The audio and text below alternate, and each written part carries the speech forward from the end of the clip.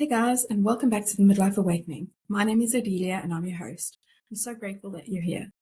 And if you're a regular listener, welcome back. I've missed you. And if you're joining me for the very first time, I'm very glad that you found your way here.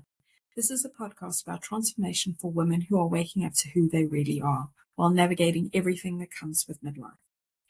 When you reach midlife, so much begins to shift. You start redefining who you are, what you value, and what truly matters. And in that process, some relationships may end, others may completely transform. I know mine certainly have.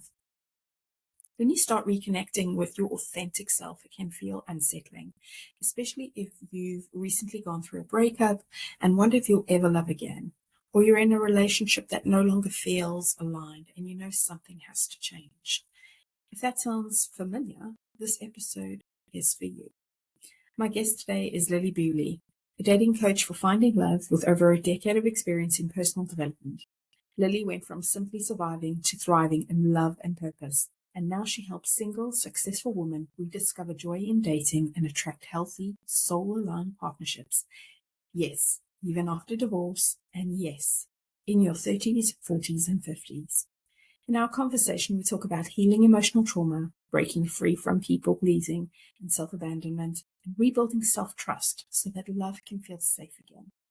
Lily also shares her powerful feminine dating archetype quiz, which reveals your unique patterns and helps you step into what she calls your magnetic woman era. If you've ever believed love has to be hard or that it's too late to begin again, Lily's story will remind you that it's absolutely possible to experience real, easeful, soul-nourishing love at any stage of life. Let's dive in.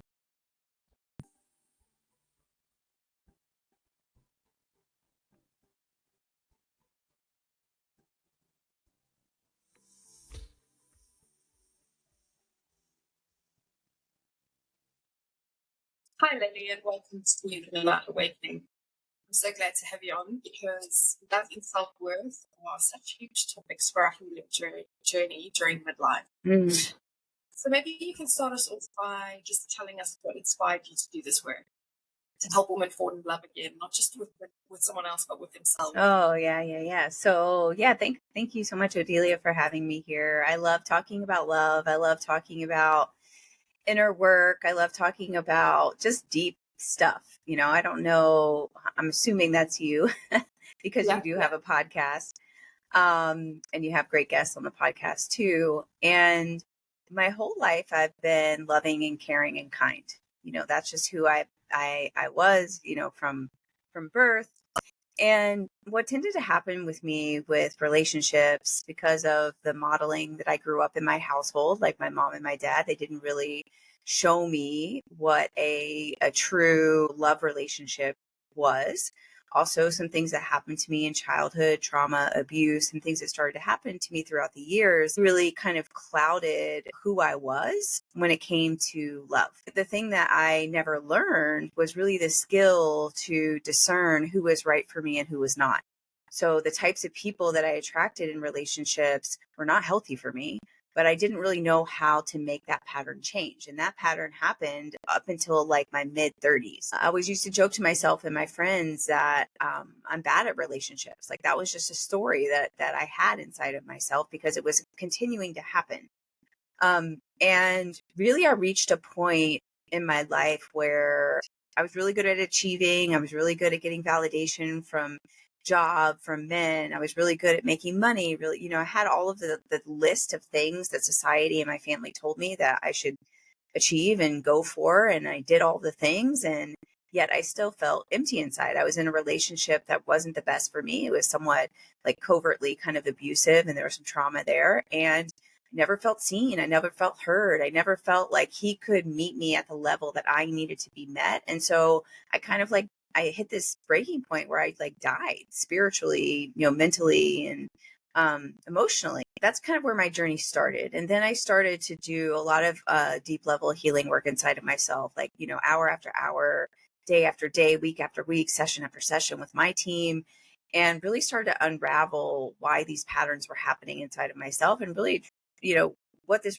work really is, even though I do talk about finding love and I'm a dating coach, I'm definitely do an outside in approach. What I realized is that anything that's happening to us on the outside, whether that be attracted an emotionally unavailable person, or if I'm getting ghosted, or if I'm not feeling seen or heard, it's actually a beautiful reflection of what's happening on the inside of ourselves. So I started to do the inner work to start to change that. And then what happened is that I kept having, even though all of this stuff was going well in my life, I kept having these same problems in dating. Like I just did not understand why these patterns kept happening, why I was self-sacrificing, why I was self-abandoning, why I couldn't hear my voice and my intuition, why I kept picking the wrong people. And so, there was a breaking point with that kind of chapter of my life too, where I had just gotten ghosted by another man. We had a really great connection, and all of a sudden he just disappears. I didn't understand why that was, because I was a good person. I knew how to communicate.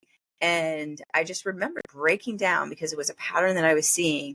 Look at myself in the mirror and just crying and bawling and realizing that it's not really about them. It's more about me. Once again, what is it about me that can change inside of myself to attract my dream partner, to make these changes so that I can be a magnet and a beacon to the true love that I have always desired. And so again, the work, right? Day after day, I did the work of healing trauma, aligning my nervous system, aligning my different parts inside of myself. One part of me like knew that I should be doing something, but the other part of me didn't want to do it. Right. And so there's these aligning of these different parts inside of myself. And then fast forward to today, where I'm coaching women through the same journey. I'm with the best man that I've ever met in my life. Some parts of me don't even believe that this is really actual reality and true, because again, I didn't know anything like this. This was literally something that I created for myself, and God helped me, and universe helped me, and spirit helped me do this. He meets me at the depth that I've always wanted to be met. And what's funny about this is that I used to get advice, from friends and family. They're always like, "Oh, don't go so deep on the first date, or just be yourself, or whatever." But the thing is that I didn't even know who I was. And so the whole journey was about learning who I was without the titles, who I was without the money, who I was without the masks, basically. And that takes a lot of work, like easier said than done. But who was I? And then that really is how I became, in my community, we talk about being the magnetic woman. That's how I became the magnetic woman and attracted him into my life, and many, many other beautiful things that align with me too.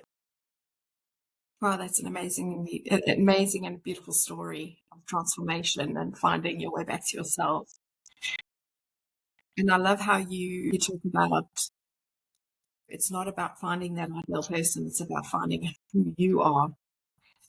And I think that's such an important theme in midlife.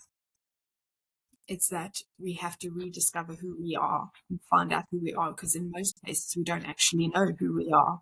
No, we really don't. So, no. And so the question I'd like to ask is, so when you've got someone because starting a healing journey can feel really overwhelming for anyone. What would your advice be to someone who wants to start off on their journey of finding out who they are, healing whatever they have to heal? Well, that's a great question. My advice would be to find a purpose greater than yourself, so that when you fall and when you don't want to do it anymore, which will absolutely happen, that is the thing that keeps you going. So I don't know if your family was at all like this, Odelia, but my family of origin, we didn't talk about anything. There was nothing. We didn't talk about emotions. We didn't talk about anything deep. We didn't, it was all kind of surface level. And so when I started to do this work, I started to talk about it, right? Which is also very kind of triggering. But the thing that kept me going, even when like I had people attacking me from my family because I was talking, what kept me going was I wanted my niece and nephew to have a different life than I did. So, I wanted to become basically a transitional character in my family. And that is what kept me going. And I will say too, there are parts inside of us that do fear starting a healing journey like this, because I think most of the fear comes from, do I have to relive all of these things, or it's going to be painful to do this? And in fact, to me, you don't have to take this on, but to me, it's more painful to stay in a pattern that is unfulfilling, to stay in a pattern that is not in alignment with who we are, to stay in a pattern that basically harms us in some ways, than it is to do the work of healing. And again, if you can think of something bigger than yourself, other than like, I have to do this because I'm wrong or I'm bad or I need to fix myself, because that can only take you very short distances, then that really helps. I love that. And framing it that, you're doing something wrong, there's something wrong with you is never good, right? So I love that you said that. Yeah, sadly though, that's a lot of what personal development is about these days. Is personal development is like, I think, I don't really know, I'm just making this up, but I'm thinking it's like a multi-billion-dollar business. If we take on the idea that there's something bad and something wrong with us, it can help in the short term.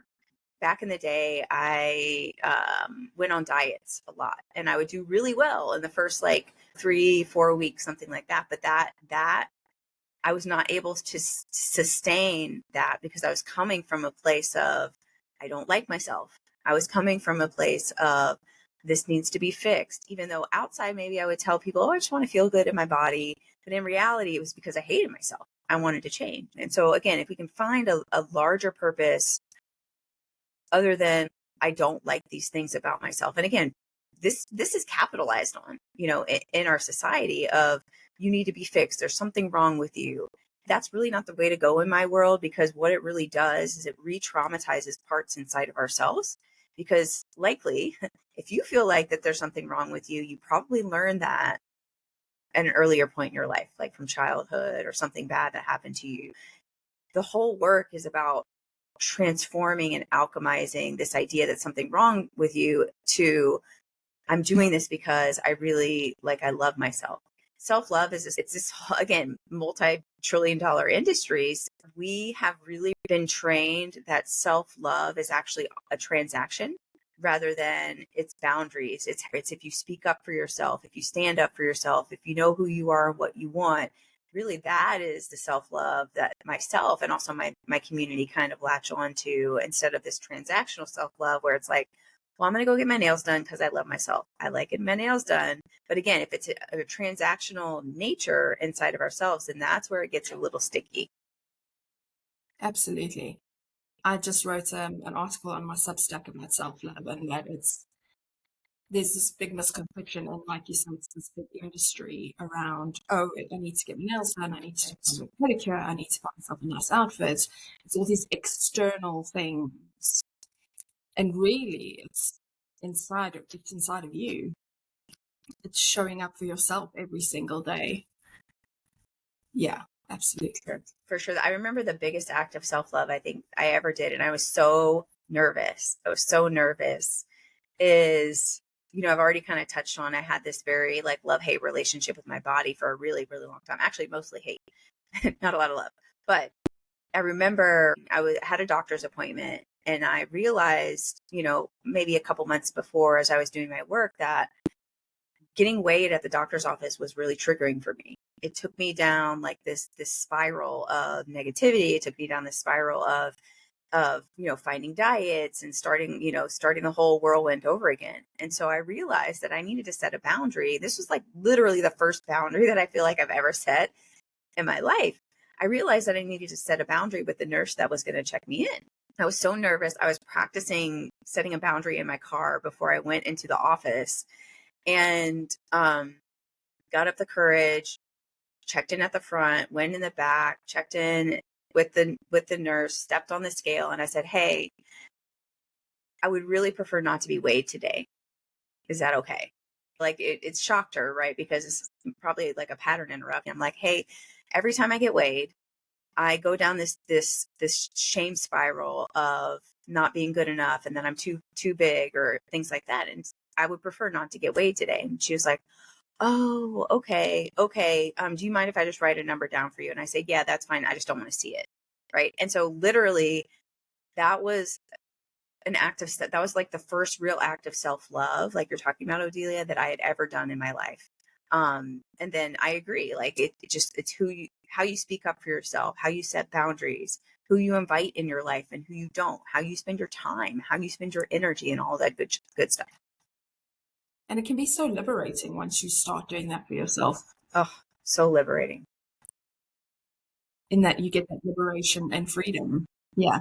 It goes well. Yeah, definitely on the inside, right? Like we can never control what happens, with other people. And that's the hard part, right? Like the fear of rejection, fear of reaction, fear of gaslighting, the fear of what happens when I speak up. A lot of women that I work with, there's a part of them that really, really fears speaking up. Speaking up holds a really deep meaning about if I speak up, then something's going to happen. And typically this comes from childhood. If I speak up, then I'm going to get hurt.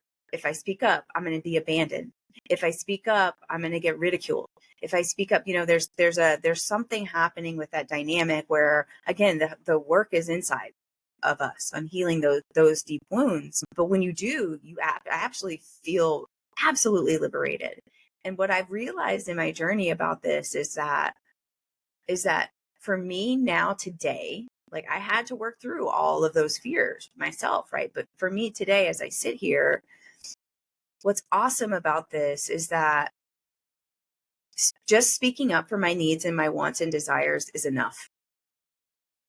People's reactions is really, really up to them. It's not up to me. If you have the past like I have, or the codependency, that is a hard thing to disconnect to, because we have people pleasing parts. We have parts that are afraid of people that are pretty fiery, like loud and angry and things like that, right? So, and here's the next level with that, is that you really get to see who your people are by how they react. So if you are able to speak up for your needs and wants and desires, you're able to disconnect from their reaction, their expectation, any expectation that you have inside of yourself. The next level with that is that you actually get to see who these people are. Are they able to listen to you? Are they able to hold you, even if they don't agree with you? Are they able to hold you in conversation? Right? People always say they want honesty and communication, which is like a base level need. If you swipe through dating profiles right now on like Hinge, I bet 3 out of 5 of those people on their dating profile are going to have, oh, I want honesty and communication. Well, duh. Like that's like a basic need. But what they really, really want is they want to be seen. They want to be heard. They want to be understood. They want to be loved. And so that whole process is the whole process that we do in our communities. Wow, that's really profound. Thank you for that. So many of us who grew up being the strong, the capable ones, we learn to self-sabotage in the process. So how do you guide women to recognize when they're doing that in dating and relationships? So self-sabotage is self-protection. That's it. So if whatever the quote unquote self-sabotaging would be, let's say, so probably what you're going to mention is that I have the feminine dating archetypes. There are 4 different feminine dating archetypes, and one of them is the chill woman. And the chill woman will typically jump into physical intimacy quickly, whether she tells herself that she's not going to and she does it anyways, or it's just like the natural progression of things. And that's the pattern that she sees. And then what happens after that is they end up ghosting, and they end up leaving, and it's a whole pattern. So someone like the chill woman, for example, would say that a self-sabotaging action that she has is that she gets into intimacy too quickly for her. If that action is self-protection, what that actually is probably protecting parts of her, again, that really want to feel connected.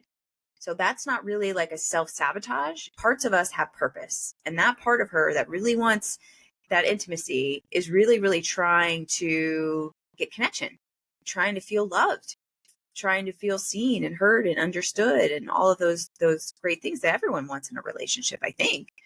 At least the people that I come across. And so it's not so much about stopping, quote unquote self-sabotage, it's actually understanding what that action, what that behavior, what that thought, what that emotion, what that, a limiting belief is also self-protection as well.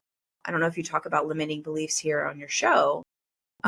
Yeah. So a limiting belief is also self-protection. So something like, I hear all the time, there aren't enough good men out there. There aren't enough conscious men out there. There aren't many men in my town. I'm never going to find someone. And this is huge in midlife because likely in midlife, we have already gone through, quote unquote, lots of failed relationships, quote unquote, right?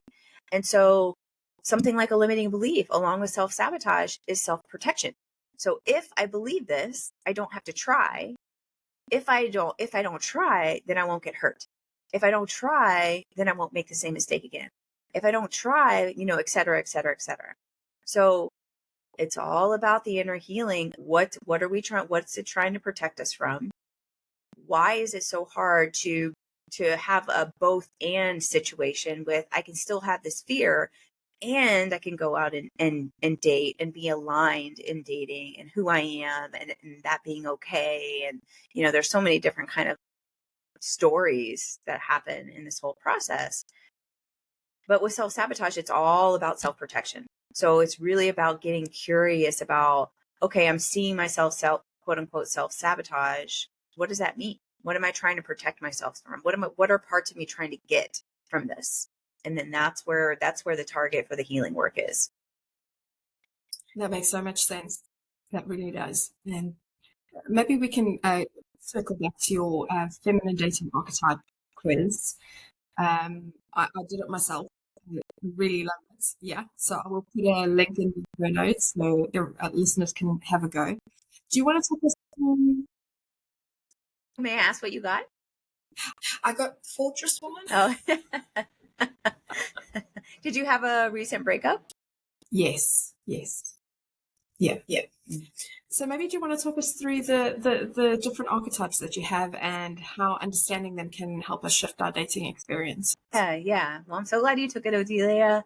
And yeah, let's talk more about this. So let me just set a framework for why these are even important. Have you talked about the attachment styles here on the podcast? I actually just did an episode last week on attachment styles, yes. The feminine dating archetypes, where they came from, is basically a 2020 look back on my journey of, especially my dating journey of, I was in a certain stage during this stage of my life, and then I was in a certain stage during this stage, and then et cetera, et cetera, et cetera. And when I started, again, after I kind of reached this point in my healing journey, I look back and I'm like, oh, okay. And then I started to work with clients who started to go through these same stages. And that combined with attachment style theory, nervous system theory, different misalignment of parts theories that I started to learn and I started to apply, all of a sudden, like, God, universe, spirit was like, boom, like this is something we need to start talking about this because no one talks about this. No one talks about how, if you've had somebody that talked about attachment styles, one of the things that I hated in my journey about attachment styles is that it felt like a death sentence. I was avoidant, disorganized, but it kind of felt like that was just like my lot in life. Like that's who I was going to be. I couldn't change. And it felt like awareness is always great, at the beginning, but awareness without action is procrastination, and procrastination is a trauma response. And so I kind of sat in this soup of, oh, I'm avoiding attachment, or I'm disorganized attachment, and it being like a self-deprecating joke again about who I was. And it was a label that kind of became who I was. And I feel like that people do that these days. They're like, oh, I'm anxious attachment, LOL. Right. And I don't really think that's funny because I think, again, like it's great to be aware, but how do you get out of it? How do you change? I never saw that with attachment styles. And so the feminine dating archetypes is really a roadmap, and it'll tell you based on where you land in the feminine dating archetype, it will tell you what you need to heal inside of yourself to get to the next stage and the next level. So it's a progression of, you are here to this is where you want to be. What I aspire to be, what my clients aspire to be, is the magnetic woman. And the magnetic woman, she knows who she is and what she wants. She's able to speak up for herself. She's able to be discerning. She's able to pick who is good for her and who is not, right? She's able to listen to her intuition.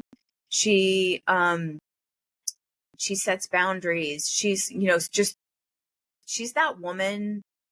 I don't know if you've ever kind of met anyone in your life like this, Odelia, but she just has this energy of confidence. And it's not about like what she's wearing. It's not about anything flashy about her. She's not even the loudest person in the room, which like that was a big coping mechanism for me for a long time, is being the loudest person in the room, the funny person, things like that. But there's this energy that she carries of confidence, of discerning. It's like when she speaks, there's a certain power behind her voice. It's like the way she holds her shoulders. And that's kind of at the end of the feminine dating archetypes. So if you want, we can start at the kind of the beginning, which is the chill woman. So we talked a little bit about the chill woman. The chill woman, and I was a chill woman. So if anyone hears me, I'm with you. She is familiar with overwhelming anxiety in the dating process. And we're talking specifically about dating and finding love. This tends to flare up in a span of like 24, 72 hours of not hearing from the other person. The chill woman gets ghosted a lot, and she just doesn't understand why. She's a good communicator probably, and that's her pattern. She gets ghosted a lot. She doesn't get it. Again, the chill woman tends to get physically intimate quickly than what she's told herself to, or really quickly at the beginning of the relationship. And she tends to attract men who really just want to hang out and chill. And she normally says yes to this because she just kind of craves connection. The men are like, well, let's just see where this goes. She'll be like, okay, well, let's just see where this goes. She's a go with the flow type of person. She's complained in past relationships of not being seen and not being heard. And she really, really just like the chill woman just really, really wants to know that people are going to be there and not leave her. Those are some deep desires that she has. Now, here's a good part about the feminine dating archetypes is when you go and take the quiz like Odelia did, it'll tell you what you are, but then it'll also tell you how to get to the next level. And so to get to the next level for the chill woman, if anyone's identifying this, is she needs to work on her boundaries inside and outside of herself. She needs to learn how to see and hear and understand her needs and her wants and desires, because probably for a long time, she has not had any needs and wants and desires because her needs and wants and desires have been somebody else's. And so her work is really to do that inner healing work so that she can get to the next level. Wow, that's amazing. Have you seen the chill woman? Have you been the chill woman? Do you know people that are the chill woman? I can definitely resonate with the chill woman. I think I was that probably 6 months ago before the breakup. Yes. Yeah. So the next one is like Odelia is kind of sitting in the soup right now of the fortress woman. Now, the fortress woman, the reason I asked Odelia is if you've had a recent breakup is because the fortress woman is actually a really good place to do some healing after a breakup. It's like a nice container for the deep level healing work. And you'll understand why when I kind of explain this. The problem with the fortress woman is that we can get stuck here. And this was me. I was a fortress woman for like, I don't know, I think 3 or 4 years or something like that.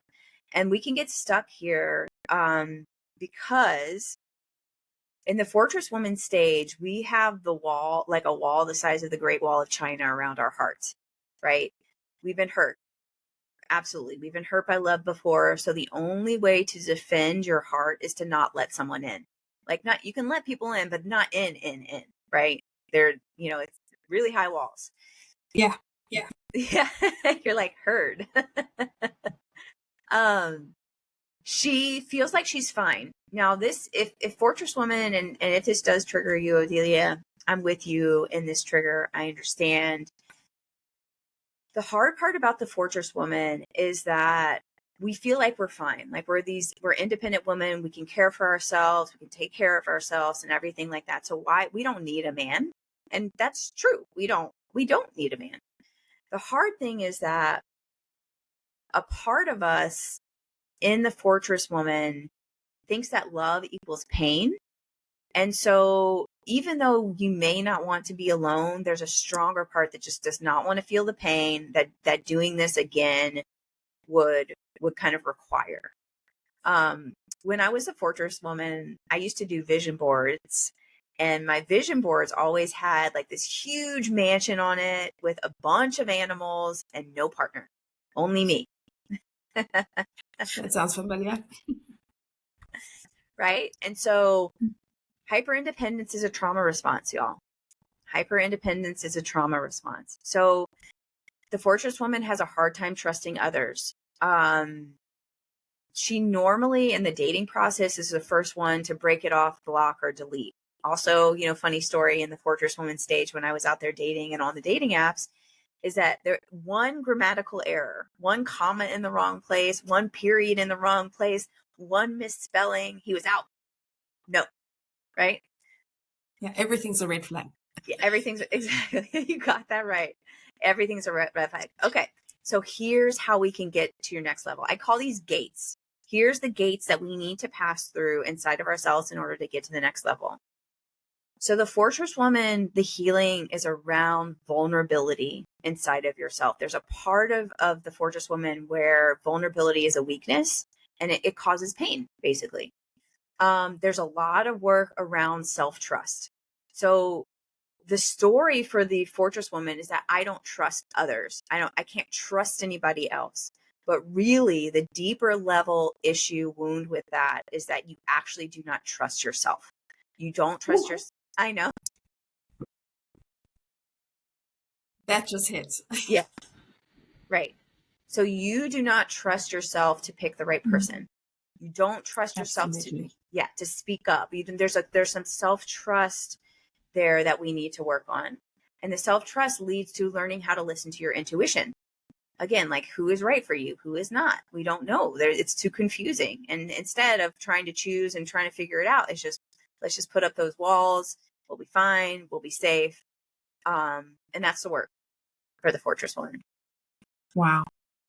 Yeah, I can definitely resonate with that. I have realized in the last couple of weeks that my issue is self-trust. So the fact that you said that, it was like confirming that I'm on the right journey. Yeah. You are on the right journey. You just gave me the chills. So that's Thank you. Good. Yeah, absolutely on the right journey. The next step. So what you can look forward to, Buhli, when you kind of pass through this gate is the Goddess woman. And the Goddess woman lasts most of the time. If you keep doing your work, the Goddess woman only lasts a very short period of time. It's pretty standard. But again, these are archetypes because we can get stuck in them with, oh, I can do this on my own, or I'll figure it out, or, whatever kind of stories are running for the blockers, the quote unquote self-sabotage / self-protection of why parts of you are resistant to this work. So the Goddess woman is very confused by love. What's interesting about the Goddess woman is that she has done a lot of personal development work. She's either had therapy, coaching, all of the above, books, podcasts. She's done a lot of work, and she's done a lot of work specifically about dating. For example, she's written out a list of characteristics that she wants in a dream partner. She's written a letter to her dream partner. She may have a love altar. The problem with the Goddess woman is that she does not understand, because of all the things that she knows. She's super smart. She's very self-aware. She does not understand the misalignment and the mismatch between what she thinks that she wants and desires and what is showing up for her in real life. For example, she likely is attracting emotionally unavailable men. She likely is attracting feminine men rather than masculine men. So the things, again, that she is wanting, that she thinks that she's desires, and she's so clear on, is not showing up for her. There's also a very interesting thing that happens with the Goddess woman. There is an outward perception with the Goddess woman of Instagram or social media, or even with friends and family, I got this, everything's okay. But in reality, her dating life is a mess. It's a freaking mess, because she doesn't understand that it should be better than it is, but it isn't, based off all the work that she's doing. She wants a conscious relationship. She feels like that can be pretty intimidating to the men that she's attracting. She receives kind of feedback sometimes that she doesn't have time, or she's too busy. And really, she feels like that she is better than, quote unquote, than the men that she attracts. Again, so there's a mismatch. There's something happening inside of her that's causing this this thing that's happening on the outside of her. Sometimes with the goddess woman, they're like the man that she's attracting, their teacher, their coach, but not their equal lover. And so there's a weird thing that happens with that too. She's also maybe studied or looked at like Instagram reels or TikToks about masculine and feminine dynamics. And she's tried these kind of tactics about masculine and feminine dynamics, but they haven't worked. Things have not changed on the outside of her. And so again, she's at this place where she's kind of stuck because what she knows in her head should be happening is not happening in real life. And so there's a misalignment there. All right. So any goddess women that are listening, your goal and your signpost to heal is all about perfectionism and is all about control. So there are parts of the goddess woman that really, really want to hold on and hold tight to what meeting a dream partner in real life may look like. There's a lot of control and perfectionism happening about, I need to be a certain way in order to attract this person. And of course, we know that. We know that it's authenticity that is most magnetic.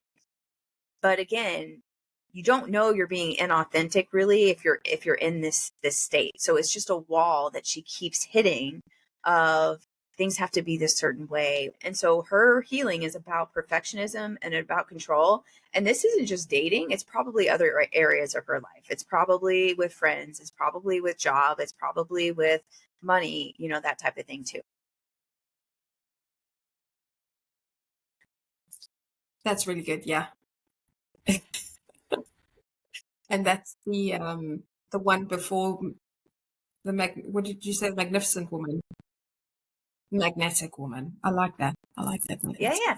So yeah, the magnetic woman really is the woman that I aspire to be, and my clients kind of take on that too. Mm-hmm. And again, this is not just a mask. This isn't like Lily can tell you today how to be the magnetic woman. And please, that my only caveat to all of this is that I cannot tell you how to be who you are.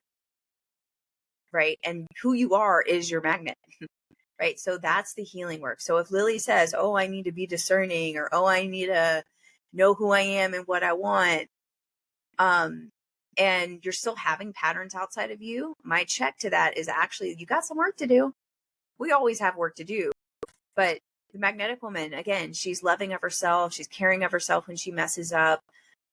This is big for the magnetic woman. Her internal worth and her magnetism has moved from her head to her body.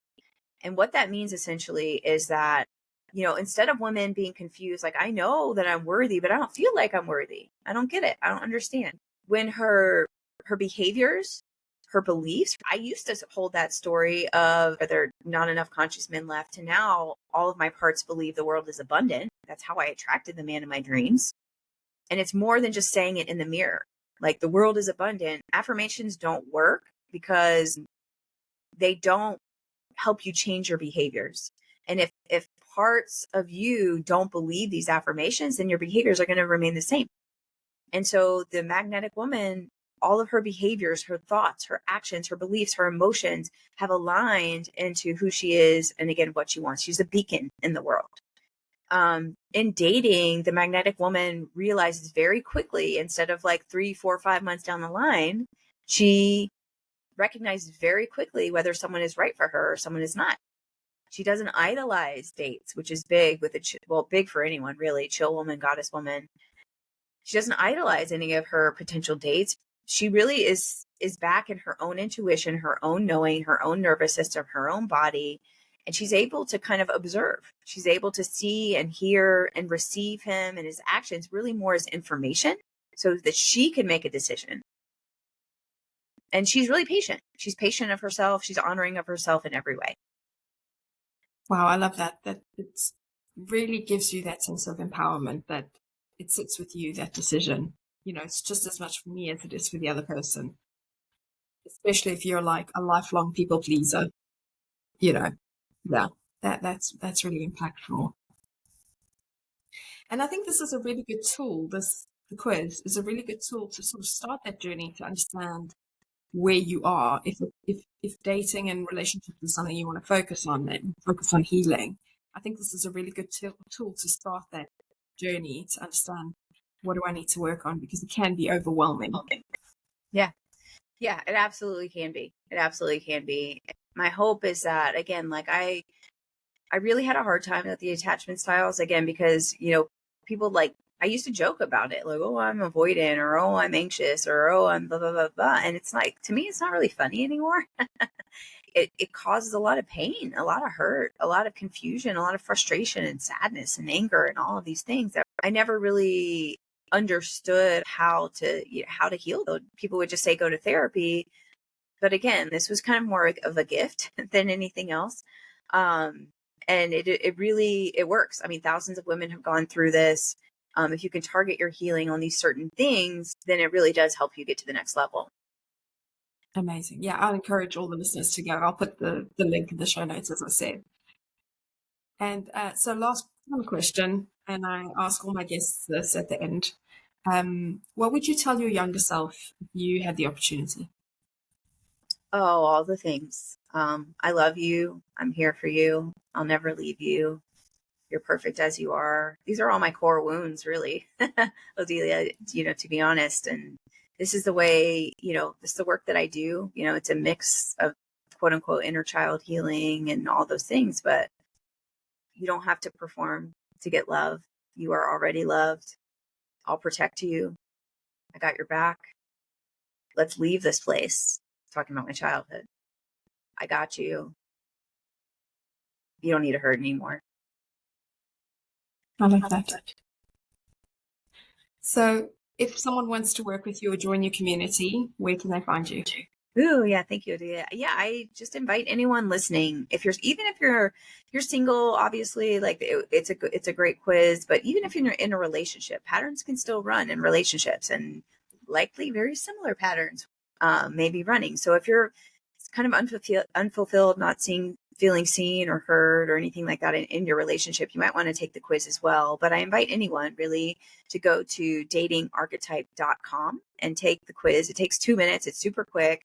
And it'll reveal your blocks to love. And it'll also, again, tell you what you need to heal in order to get your true love match and get you to the next level. Amazing. And I'll put in the show notes links to your Instagram and your website and everything else. So if anyone wants to work with you, they can find you. Awesome. Thank you. Thank you so much for joining us on the show. Thanks. What a beautiful and empowering conversation with Lily. I loved how she reminded us that love doesn't have to be hard, and that when we begin to trust ourselves, set boundaries, and stop abandoning who we are, we naturally start attracting relationships that feel safe, easeful, and aligned. But we have to do the work first, and that part is the hard part. If this episode resonated with you, I really encourage you to take Lily's Feminine Dating Archetype quiz at datingarchetype.com. It's such a powerful tool to help you understand your patterns in love and discover what's ready to be healed. You can also connect with Lily on Instagram. I've added all her links in the show notes. And as always, if you're on your own journey of rediscovery in midlife, remember, you're not behind, you're not broken, and it's never too late to create the love and life you truly deserve. Thank you for listening to the Midlife Awakening. If this episode spoke to your heart, please take a moment to follow the show, leave a review, or share it with a friend who might need to hear it today. Don't forget, when you subscribe to my Substack, you'll get my free gift, which is a 5-journal prompt to start your midlife awakening, delivered straight to your inbox. Until next week, be kind to yourself, take care of your heart. I'll see you in the next episode. Bye for now.